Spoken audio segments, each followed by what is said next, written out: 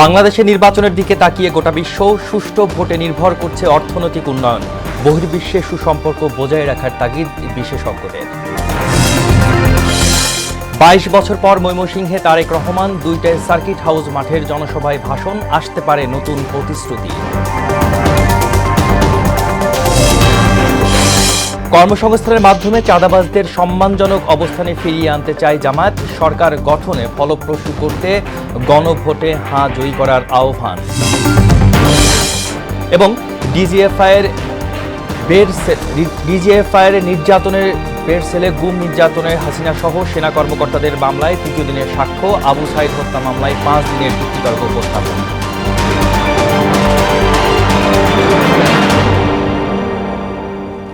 আসসালামু আলাইকুম, স্বাগত মোহনা সংবাদে। এতক্ষণ শুনছিলেন শিরোনাম, পুরো সংবাদের সাথে আছি আমি আসাদুজ্জামান।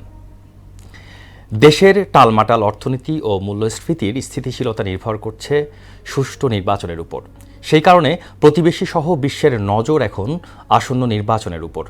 গবেষক অর্থনীতিবিদরা বলছেন, দেশের রাজনৈতিক স্থিতিশীলতা, আইনশৃঙ্খলা ও মানবাধিকার বিবেচনা নিয়ে নির্বাচিত সরকারকে অবশ্যই প্রতিটি দেশের সঙ্গে বন্ধুত্বপূর্ণ সম্পর্ক বজায় রাখতে হবে। শিহাবুদ্দিনের ক্যামেরায় উষা ফেরদৌসের রিপোর্টে বিস্তারিত। ত্রয়োদশ নির্বাচনের মাধ্যমে গঠিত নতুন সরকারের দৃষ্টিভঙ্গির ওপরই নির্ভর করবে দেশে বৈদেশিক বিনিয়োগ ও সহায়তার বিষয়টি। নিজ নিজ দেশের প্রয়োজন ও স্বার্থ বিবেচনায় নিয়েই বাংলাদেশে বিনিয়োগ, ঋণ সহায়তা ও কূটনৈতিক সম্পর্ক উন্নয়নে কাজ করবে উন্নত বিশ্ব। সেই বিবেচনায় আসন্ন নির্বাচন অবাধ, সুষ্ঠু তথা গ্রহণযোগ্য না হলে দাতা দেশগুলো মুখ ফিরিয়ে নেবে, এমন আশঙ্কা অমূলক নয়। আর সে কারণে ত্রয়োদশ নির্বাচনের দিকে তাদের বিশেষ নজর। সমকালীন বাস্তবতায় কেবলমাত্র রেমিটেন্স ছাড়া দেশের অর্থনীতির সব সূচকই নেতিবাচক। পরিকল্পনা কমিশনের পূর্বাভাস বলছে, মূল্যস্ফীতি বাড়ছে, স্থবির বেসরকারি ঋণ প্রবাহ ও বিনিয়োগ। এ সংকট উত্তরণে রাজনৈতিক স্থিতিশীলতার পাশাপাশি প্রতিবেশী দেশগুলোর সঙ্গে বন্ধুত্বপূর্ণ সম্পর্ক জরুরি বলে মনে করছেন সাধারণ মানুষ। আমাদের প্রতিবেশী এবং আন্তর্জাতিক সম্প্রদায়ের সাথে একটি স্বাভাবিক সম্পর্ক আমরা দেখতে পাচ্ছি না, তো এটি আসলে কখনোই কাম্য নয়। আমি মনে করি বাংলাদেশের জাতীয় নির্বাচন 12ই ফেব্রুয়ারি অনুষ্ঠিত হবে এবং তার পরবর্তীতে একটি স্থিতিশীল অবস্থা আসবে। বাংলাদেশের স্বার্থ দেখা উচিত, বাংলাদেশের যেইখানে ভালো হবে ওইগুলা করা উচিত। ইগো দেখানোর মতো আমাদের কিছু নাই। দেশের দায়িত্বে যারা আসবে তারা কিন্তু আমার দেশের সাথে পার্শ্ববর্তী দেশগুলোর যে সম্পর্ক তারা চেষ্টা করবে সেটাকে বিল্ড আপ করার। মানবতা দিয়ে চিন্তা করি বা অন্যভাবে চিন্তা করি, তাহলে বিনিয়োগ থেকে শুরু করে সবকিছুই ঠিকঠাক হবে। একটি অবাধ, সুষ্ঠু ও অংশগ্রহণমূলক নির্বাচনের ওপরই বৈদেশিক ঋণ, বিনিয়োগ তথা অর্থনীতির ইতিবাচক অগ্রযাত্রা নির্ভর করছে বলে মনে করেন এই রাষ্ট্রবিজ্ঞানী। ইন্ডিয়ার বড় ইন্টারেস্ট হচ্ছে তাদের যাতে যে চিকেন নেক যে রাজ্যগুলোতে রয়েছে সেখানে যাতে অস্থিতিশীলতা তৈরি না হয়, সেটা ইন্ডিয়ার বড় স্টেক। এছাড়া জিওপলিটিক্যালি বাংলাদেশের যে লোকেশন, ইউএসওর এখানে অনেক বড় ইন্টারেস্ট আছে, চায়নার বড় ইন্টারেস্ট আছে। বাংলাদেশ আসলে একটা এই জিওপলিটিক্যালি লোকেশনের কারণে, এবং আমরা জানি যে মায়ানমারের সাথে আমাদের এই মুহূর্তে একটা বড় ধরনের, বিশেষ করে আরাকান আর্মির সাথে একটা বড় ধরনের কনফ্লিক্টের দিকে এগোচ্ছে। এই সকল ডাইনামিক্স থেকে একটা সরকার যে প্রত্যেকটা পক্ষের সাথে ব্যালেন্স করে চলতে পারবে, এই ধরনের একটা সরকার এই মুহূর্তে দরকার। অর্থনীতিবিদদের মতে টানা কয়েক বছর ধরে চলা উচ্চ মূল্যস্ফীতি, বিনিয়োগের স্থবিরতা ও শিল্পের কাঁচামাল আমদানি সংকোচন দেশের উৎপাদন ও কর্মসংস্থানে নেতিবাচক প্রভাব ফেলছে। মূল্যস্ফীতি 3 থেকে 4 বছর যাবত আমরা উচ্চ মূল্যস্ফীতিতে ভুগছি। বিনিয়োগের অবস্থা যদি দেখেন তাহলে বিনিয়োগ তলানিতে গিয়েছে এবং বিগত অনেক বছর 16-17 বছরের চেয়ে পিছনে চলে গেছে। একইভাবে জিডিপি প্রবৃদ্ধির কথা যদি বলেন, একমাত্র কোভিড বাদে 3.97% প্রবৃদ্ধি অর্জন করা হয়েছে, সেটা বহু বছর আগে। রাজনৈতিক অস্থিরতায় নেতিবাচক প্রভাবে, ব্যবসা বাণিজ্যে সৃষ্ট স্থবিরতায় রাজস্ব আদায় কমে রাষ্ট্রীয় অর্থনীতিও ক্ষতিগ্রস্ত হয় বলে মনে করেন তিনি। নির্বাচন যদি ভালো হয়, সার্বিক পরিস্থিতি যদি স্থিতিশীল হয়, বাংলাদেশে যেহেতু লেবার কস্টটা কম, শ্রমের মজুরি কম, অতএব এইটার কারণেই কিন্তু অনেক বিদেশি বাংলাদেশে বিনিয়োগ করে উৎপাদন করতে চায়। কিন্তু সেটা নির্ভর করে রাজনৈতিক স্থিতিশীলতা, এই পলিটিক্যাল যে টার্মোয়েল হয় সেসব কারণে দূরে চলে যায়। অর্থনীতির টেকসই উন্নয়নে কেবল আর্থিক সংস্কার নয়, বরং রাজনৈতিক স্থিতিশীলতা ও গণতান্ত্রিক পরিবেশ অপরিহার্য বলেও মত দেন অর্থনীতিবিদরা। উষা ফেরদৌস, মোহনা সংবাদ, ঢাকা। ত্রয়োদশ জাতীয় সংসদ নির্বাচন উপলক্ষে ২২ বছর পর ময়মনসিংহে বিএনপির চেয়ারম্যান তারেক রহমান। তার আগমন ঘিরে সর্বত্র নেতাকর্মীদের উচ্ছ্বাস, চলছে স্বাগত মিছিল, প্রস্তুত হয়েছে ঐতিহাসিক সার্কিট হাউস মাঠ। দুপুর ২টায় নির্বাচনী জনসভায় ভাষণ দেবেন তিনি। এতে ময়মনসিংহের উন্নয়নে আসতে পারে নতুন বার্তা। এ নিয়ে আরও জানাতে ময়মনসিংহ থেকে যুক্ত হচ্ছেন সহকর্মী রুবায়েত বাপ্পি। বাপ্পি, তারেক রহমানের জনসভার শেষ মুহূর্তের প্রস্তুতি এবং সার্বিক আয়োজন এবং আইনশৃঙ্খলা পরিস্থিতি কেমন দেখছেন জানাবেন আমাদেরকে।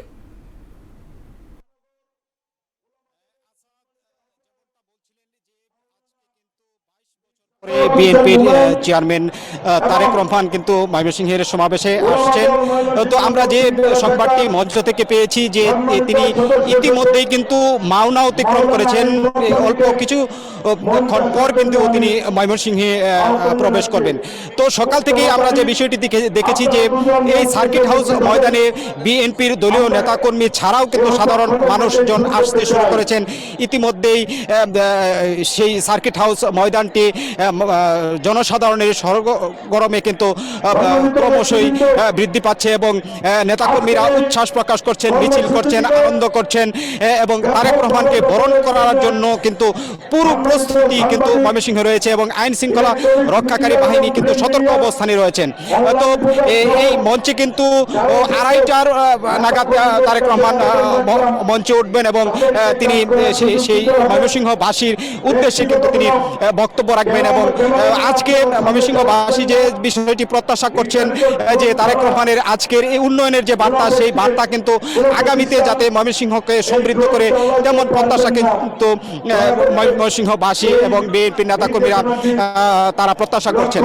তো ইতিমধ্যেই আমরা দেখেছি যে আইন শৃঙ্খলা রক্ষাকারী বাহিনী কিন্তু কঠোর অবস্থানে রয়েছেন এবং বিএনপির নিজস্ব যে নিরাপত্তা বাহিনী, সেই বাহিনীও কিন্তু সতর্ক অবস্থানে রয়েছেন। আপনি দেখতে পাচ্ছেন যে নারী নেতৃবৃন্দ কিন্তু ইতিমধ্যেই কিন্তু তারা মঞ্চের সম্মুখভাগে কিন্তু অবস্থান নিয়েছেন এবং তারা যে আমি বিভিন্ন নারীদের সাথে কথা বলেছি, তারা যেটি বলেছেন যে তারা চান যে তারেক রহমান আগামী দিনে একটি আধুনিক রাষ্ট্র বিনির্মাণ করবেন, নারী বান্ধব সরকার হবে এবং উন্নয়ন বান্ধব সরকার হবে এবং তারেক রহমানের বক্তব্য শোনার জন্য কিন্তু তারা এখানে এসেছেন এমনটাই জানিয়েছেন এবং এই তারেক রহমানের আগমনকে ঘিরে যে উচ্ছ্বাস, সেই উচ্ছ্বাস কিন্তু ময়মনসিংহের সার্কিট হাউস মাঠে বইছে। তো এই ছিল আমার কাছে ময়মনসিংহ থেকে তারেক রহমান আগমনের সর্বশেষ। বাপ্পি, আপনাকে ধন্যবাদ। ময়মনসিংহ থেকে আমাদের সাথে যুক্ত ছিলেন সহকর্মী রুবায়েত বাপ্পি। হাঁ ভোটে জয়ী না হলে সরকার গঠন করে কোনো লাভ হবে না বলে জানিয়েছেন জামায়াত ইসলামের আমির ডক্টর শফিকুর রহমান। মঙ্গলবার সকালে যশোরে নির্বাচনী পথসভায় তিনি একথা বলেন। এ সময় আরও তিনি বলেন, আমরা বেকার যুবকদের সম্মানজনক কাজ দিতে চাই। যারা চাঁদাবাজির সঙ্গে জড়িত তাদের কর্মসংস্থানের মাধ্যমে অর্থনীতির মূল স্রোতে ফিরিয়ে আনা হবে। কোনো সরকার গঠন করে কোনো লাভ হবে না জনগণের। আগে ভিত্তি হচ্ছে হাবুট, এরপরে কাকে দেবে পরিষ্কার। আমাদের মধ্যে অবশ্যই নিজেদের কর্মের কর্মসূচির প্রতিযোগিতা হবে, এটাই তো স্বাভাবিক। সাধারণ জ্বালা থেকে মুক্তি দেওয়ার জন্য সিন্ডিকেট এবং চাঁদাবাজের কারণে 18 কোটি মানুষ অস্বাভাবিক দ্রব্যমূল্যের যাতা করে পিষ্ট, সেই মানুষগুলোকে মুক্তি দেওয়ার জন্য। পরে সাতক্ষীরা, খুলনা, বাগেরহাট নির্বাচনী সমাবেশে অংশ নেবেন জামায়াতের আমির ডক্টর শফিকুর রহমান। এ নিয়ে আরও জানাতে খুলনা থেকে যুক্ত হচ্ছেন সহকর্মী শহীদুল হাসান। শহীদুল, জামাতের সমাবেশের আয়োজনের কি প্রস্তুতি এবং নিরাপত্তা ব্যবস্থা আপনি দেখছেন, আমাদেরকে জানাবেন।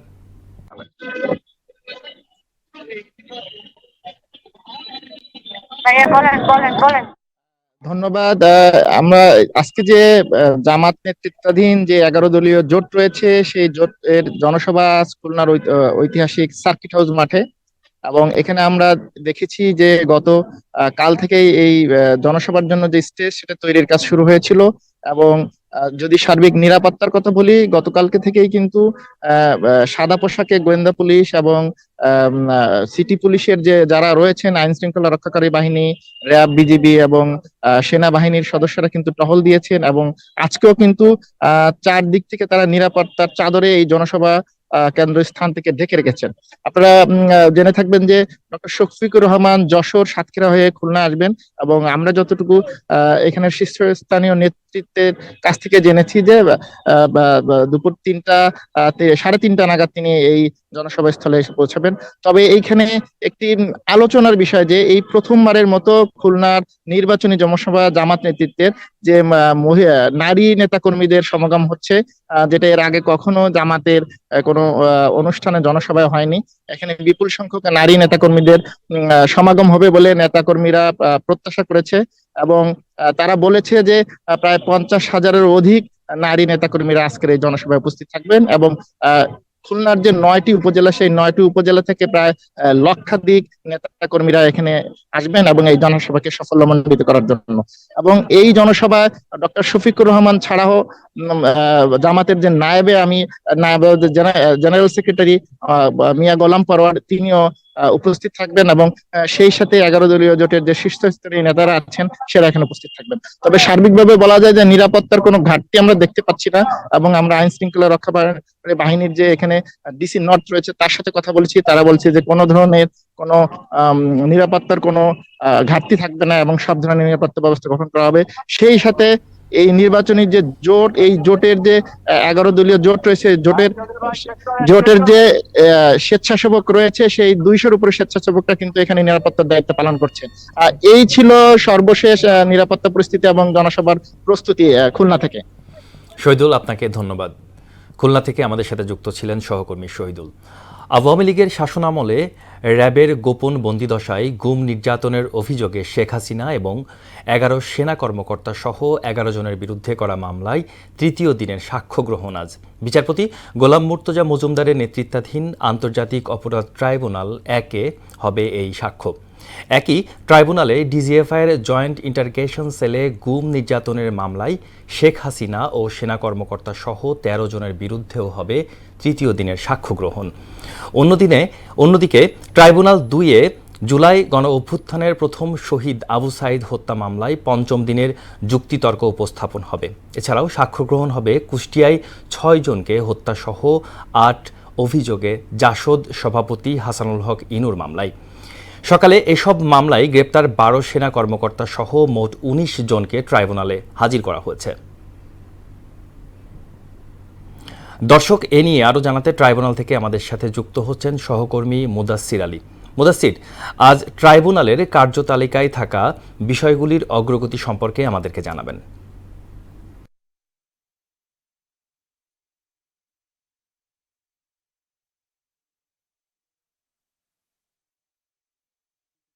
শেষ হয়েছে। আশুলিয়া লাশ পোড়ানো মামলার মতনই কিন্তু এই মামলার রায় যে কোনো দিন ধার্য হবে, এবং আজকে যে যুক্তিতর্কের যে শেষ দিনে, সেই শেষ দিনে কিন্তু আসামি পক্ষ থেকে কিন্তু দাবি করা হয়েছে যে আবু সাইদ হত্যায় যে মরণব্যাধি অস্ত্র ব্যবহার করা হয়েছে, সেই মরণব্যাধি অস্ত্রের যে বুলেট, সেই বুলেটের সপক্ষে কিন্তু কোনো শক্ত প্রমাণ নেই। তবে এটি ঠিক যে এ বিষয়ে তিনি আরও একটি কথা উল্লেখ করেছেন যে মরণব্যাধি অস্ত্রের যে বুলেট, সে বুলেট ছিল কি ছিল না সে বিষয়ে যে ধরনের পরীক্ষা নিরীক্ষা করতে হয় সে সময় কিন্তু সেই ধরনের পরীক্ষা নিরীক্ষা করা হয়নি। তবে তিনি স্বীকার করেছেন যে সে সময় আবু সাইদের মরদেহ সে সময় যে ময়নাতদন্ত করা হয়েছিল, সেই ময়নাতদন্তে কিন্তু যথেষ্ট পরিমাণ কিন্তু পক্ষপাত ছিল, এটি তিনি স্বীকার করেছেন। এবং একই সঙ্গে কিন্তু তিনি এটিও দাবি করেছেন যে আবু সাইদ হত্যা মামলার যে আবু সাইদ হত্যার সময় যে পুলিশের লাঠিচার্জে কিন্তু সে প্রাণ হারায়, সে কিন্তু আসলে মরণব্যাধি অস্ত্রে যে প্রাণ হারিয়েছে, এমনকি কিন্তু কোনো ধরনের কোনো সপক্ষ বা এর শক্ত প্রমাণ নেই। এদিকে প্রসিকিউশনের পক্ষ থেকে যে বিষয়টি খুব কঠোরভাবে নিন্দা জানানো হয়েছে, সেটি হচ্ছে যে আবু সাইদ একজন শান্তিপ্রিয় আন্দোলনকারী ছিলেন না, তিনি ছিলেন একজন উগ্র। এই ধরনের যে কথা যেটি বলা হয়েছে সেটির কিন্তু নিন্দা জ্ঞাপন করা হয়েছে এবং এটি কিন্তু বলা হয়েছে যে আবু সাইদকে মারার জন্য যে কয়জন পুলিশ সদস্য সে সময় এসেছিল বা যারাই এসেছিল তারা যখন তার বিরুদ্ধে চড়া হয়েছিল, এটি মানবিক অধিকার যে তাদের বিপক্ষেও কিন্তু অবস্থান নেওয়া। তো এবং আসামির পক্ষ থেকে কিন্তু এটি বলা হয়েছে যে আবু সাইদকে হত্যার জন্য মরণদায়ী অস্ত্র ব্যবহার করা হয়েছে।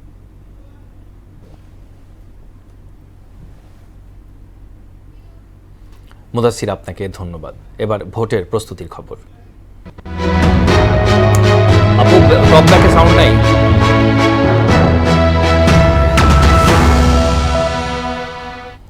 জাতীয় নির্বাচন নিয়ে বিশেষ আয়োজন ভোটের মোহনায়। কেমন প্রতিনিধি চান ভোটাররা, কেমন হবে আগামীর বাংলাদেশ, কাদের হাতে বা উঠছে নতুন বাংলাদেশের দায়িত্ব, এসব প্রশ্নের উত্তর খুঁজতে আজকে সারা দেশে আলোচনা চলছে। আর আমরাও এসব প্রশ্নের উত্তর খুঁজতে জানবো ভোটারদের প্রত্যাশার কথা। আমরা এখন এই মুহূর্তে রয়েছি মুন্সিগঞ্জের টঙ্গিবাড়ি এলাকায়, জানবো ভোটারদের আশা আকাঙ্ক্ষা এবং প্রত্যাশার গল্প। আপনাকে দিয়ে একটু শুরু করতে চাই যে মুন্সিগঞ্জের টঙ্গিবাড়িতে আসলে সংকট এবং সম্ভাবনার কথা একটু শুনতে চাই।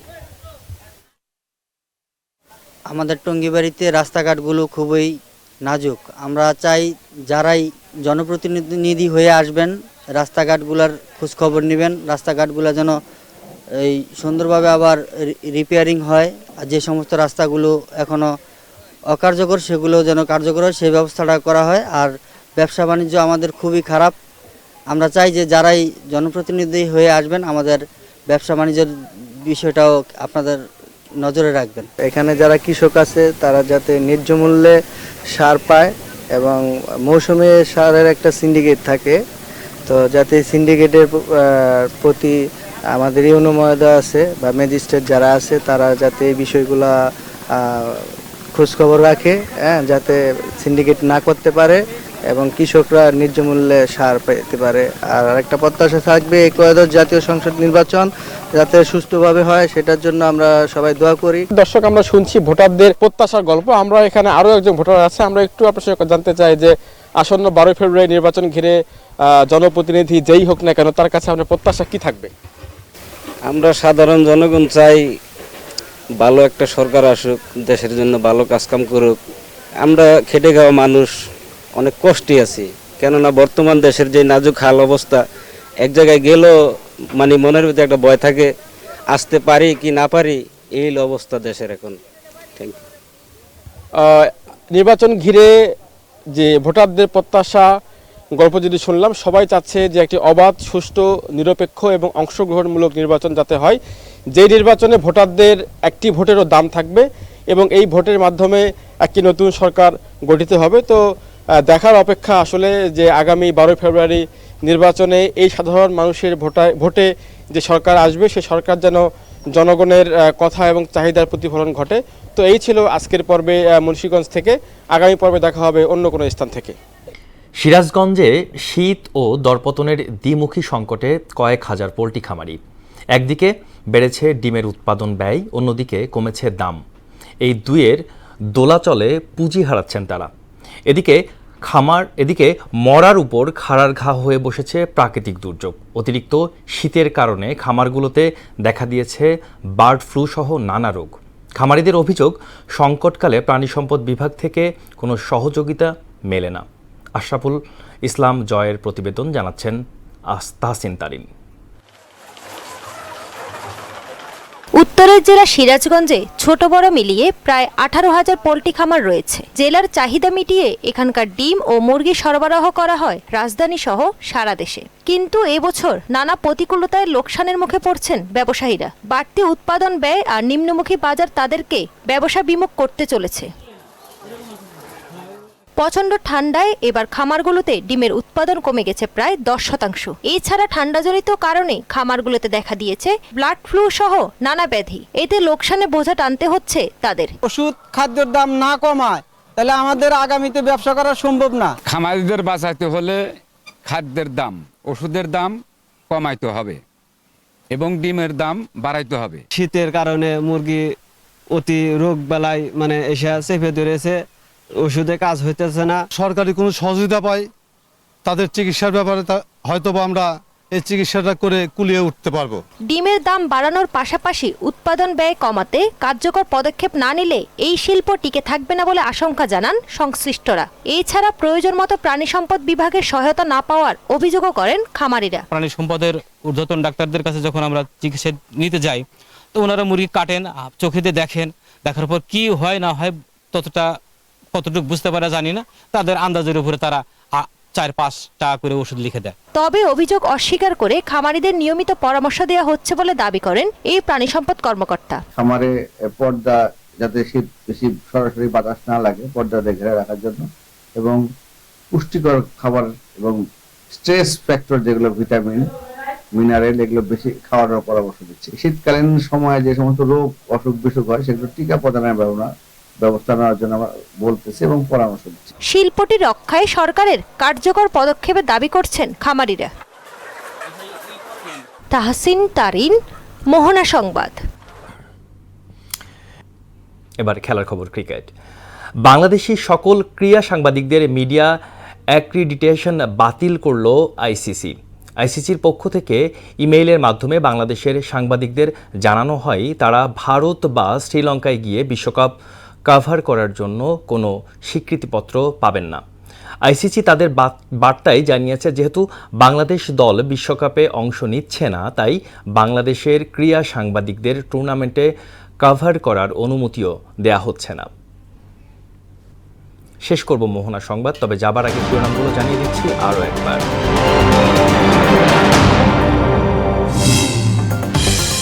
বাংলাদেশের নির্বাচনের দিকে তাকিয়ে গোটা বিশ্ব সুষ্ঠু ভোটে নির্ভর করছে অর্থনৈতিক উন্নয়ন, বহির্বিশ্বে সুসম্পর্ক বজায় রাখার তাগিদ বিশেষজ্ঞদের। 22 বছর পর ময়মনসিংহে তারেক রহমান, 2টায় সার্কিট হাউসের মাঠের জনসভায় ভাষণ, আসতে পারে নতুন প্রতিশ্রুতি। কর্মসংস্থানের মাধ্যমে চাঁদাবাজদের সম্মানজনক অবস্থানে ফিরিয়ে আনতে চায় জামাত, সরকার গঠন ফলপ্রসূ করতে গণভোট হ্যাঁ জয়ী করার আহ্বান। এবং ডিজিএফআইয়ের র্যাবের সেল গুম নির্যাতনে হাসিনা সহ সেনা কর্মকর্তাদের মামলায় 3য় দিনের সাক্ষ্য, আবু সাইদ হত্যায় 5 দিনের যুক্তিতর্ক উপস্থাপন। এই ছিল মোহনা সংবাদে। পরবর্তী সংবাদ বিকেল 5:30টায়। এর আগে বিকেল 3টায় দেখবেন সংবাদ এক নজরে। মোহনার সর্বশেষ খবর জানতে ভিজিট করুন www.mohana.tv। সংবাদ দেখতে পারেন ফেসবুক, ইউটিউবে। এতক্ষণ সঙ্গে থাকার জন্য ধন্যবাদ সবাইকে।